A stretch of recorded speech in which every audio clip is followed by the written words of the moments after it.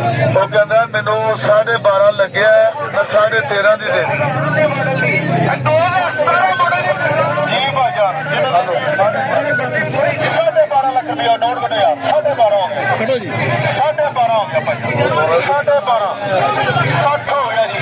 12.60 12.60 hello 12.60 ਤੁਸੀਂ ਦੱਸੋ ਬੋਲੋ 12.60 ਤੋਂ ਇਹ ਕੋਈ ਬੰਦਾ ਤਾਂ ਬੋਲਦੇ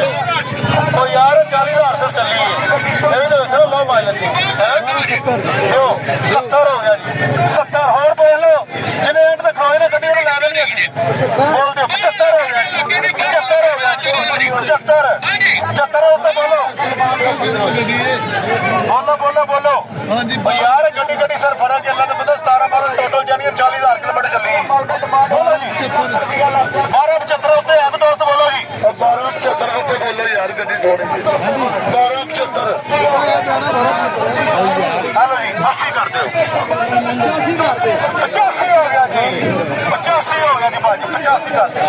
85 ਕਰ ਦਿਓ, 5,000 ਕੋਈ ਫਰਕ ਨਹੀਂ ਪੈਂਦਾ। ਗੱਡੀ ਕਰਾ ਕੇ ਦਿਓ, ਗੱਡੀ ਹੋ ਗਈ ਹੈ, ਕਿਉਂ